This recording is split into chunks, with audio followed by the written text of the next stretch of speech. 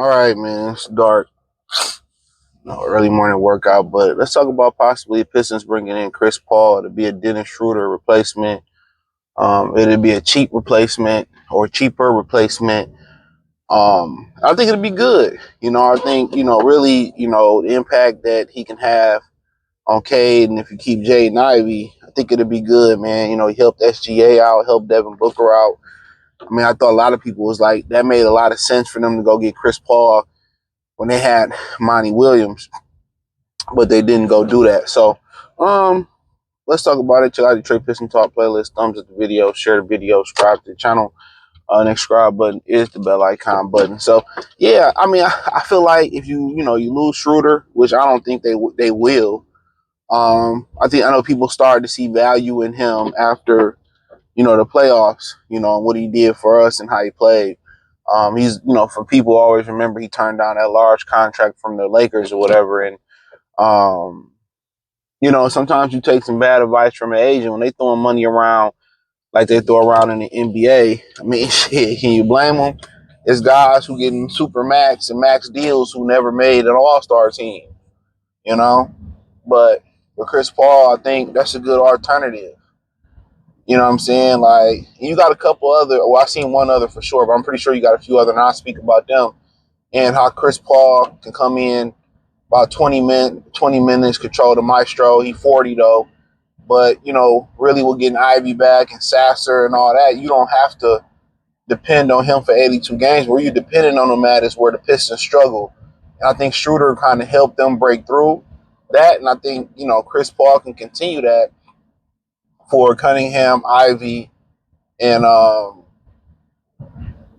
Marcus Sasser if, these guys still around. And in that third quarter and in that fourth quarter, his ability to make the right play, his ability to get everybody where they need to be at and really be a point guy. I see people really see Cade as a scoring guard.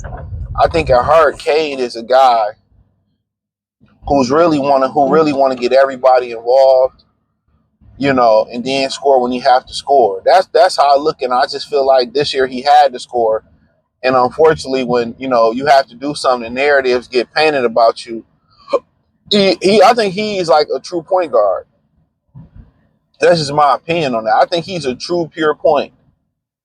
But he got to score.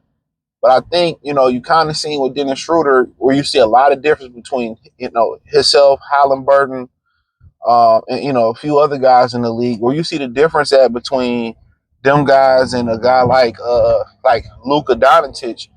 They don't mind playing off the ball. Their game is so well rounded they can play off the ball. So Schroeder was allowed to do what Schroeder needs to do, and Cade wasn't effective. He was not affected by it. His game still, he was able to morph his game to a different level. So with Chris Paul, really they're gonna need him in them critical moments down. They're gonna need him in them critical moments down the stretch. Especially in a playoff game. Chris Paul still can make some critical shots. He's still going to make the right play. And I think, kind of the tutelage or the tutoring that Dennis Schroeder left off, Chris Paul will pick up and finish the Jedi tutoring for those guards. You know what I'm saying? So I think, even if you keep Schroeder, I think Schroeder is still kind of like showing them, look here, this is how when you get in critical moments, this is how you make the right play. It ain't all about facilitating, taking care of the ball. If you got to take the shot, you take the shot and you make the shot. If you got to get other people involved and make the right play is the right play. Take care of the basketball. And I think that's where a lot of the young Piston guards struggle at is the inability to take care of the basketball. And that's with all young players. And if you look at the most high usage players, they all have high turnovers until they figure that out. A lot of the guys like Trey Young and Cade Cunningham, they have, probably got high turnover, but as you go on, you learn that those 6-7 turnovers you got, that was the difference in the game. They can be, let's just say 12 points. That can really be, in today's league, a 20-point swing, 40-point swing. Really, once you think about it, because let's say they got 18 points off your, just in a drastic way, 18 points off your turnovers, right? And y'all could have had 18 points. Damn near 36-point swing. Damn near 40-point swing. Off you turning the ball over. So you got to value the basketball, especially sometimes it really feel like a 50-point swing, depending on how critical you turn the ball, where you turn the ball over at. You turn the ball over in the fourth quarter when the game's in the balance, you got a lead, and now they came back because you didn't take care of the ball, you didn't get the right shot, you didn't get them in the right play. You know what I'm saying? At the end of these quarters, you close these quarters out where it's giving the team momentum or it's taking their heart. Those are the important parts, and I think, that's why Schroeder is important. If you lose Schroeder, you got to find somebody that knows how to take care of the basketball in critical moments. And I think Chris Paul would be a great fit.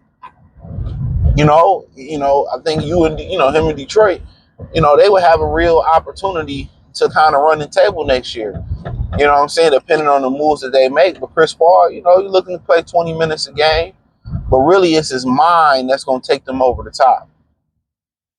His mind about how to play the position. That's what's going to take them over the top. His mind. In finishing, I think, JB had a lot to do with Cade tutoring. But I think also Dennis Schroeder took him to the next level as well last year. You know what I'm saying? And I think a guy like bringing Schroeder back or a guy like Chris Paul, they finished that tutoring for Cade Cunningham. And now he's a full-fledged Jedi point guard. He's a master Jedi point guard. You're not Anakin. Anakin really turned to the dark side when he couldn't become a Jedi master. Started hating. He didn't understand why. For those who that's when Star Wars is really, really good. This shit they doing now, I don't know, man. I can't get with it. Can't get jiggy with this. But yeah, that's how I feel about it. I might be in the minority, but yeah, I think Chris Paul is a good Schroeder replacement. Now, if you ask me who I'd rather have, Chris Paul or Dennis Schroeder, I'm gonna go ahead and go with a Schroeder because I see the fit. The fit is already there. He accepted his role. He fit in the locker room, and there's been some things said about Chris Paul. He a little bit too rough, or they call him a sellout. He sold players out to the owners and stuff, and a company man. And at the end of the day, sometimes you got to set your future up. Sometimes it's just called being smart. But what I will say is that toughness that he brings. Oh, he rubs people the wrong way. It's because these guys are soft. They wasn't coached like we was coached. We was coached with no holds barred. Until that thing, and rest in peace to that brother for the Minnesota Vikings, Corey Stringer. Till that happened to him with that water, man, shit, we was swallowing spit on a football field and on basketball. That changed a lot of things about practice and giving people, coaches being a little bit humane. And then this generation took it to the next level. You know what I'm saying? We used to get cussed out, slapped, and you tell your parents, they like, you get double tapped. You get slapped again. Like, why are you telling me about this, man? You probably did what he said you did. So we kind of living in a different era. You can't be as tough as you once was on these people, man, on these young kids, man. And that's crazy. Because they used to give us hell on that field. But yeah, Chris Paul old school. Chris Paul old school, man. My type of nigga, man. It'd be funny, white people write me, oh, man, you should watch what you say the N-word. And I look like, boy, if I get out, like, you don't tell me how to talk, y'all always trying to police what people say. I'm not trying to make it on ESPN. Trust me, I'm just doing this as a hobby. So yeah, what I mean. I don't let no Brad and Becky try to N-word police me. I'm sorry, I don't police y'all. As long as you don't say it to me, we don't got no problem. I don't care if you singing a 50 Cent song. Don't say that around me. You gets no pass. Yeah, I don't think you should say, look here, man, mind your motherfucking business. You can hit that unsubscribe button. Ain't no hard feelings. But hey, thumbs up the video, share the video, subscribe to the channel. Subscribe button is the bell icon button. Hit all notifications, increase your chance to get notifications. We go live and drop video.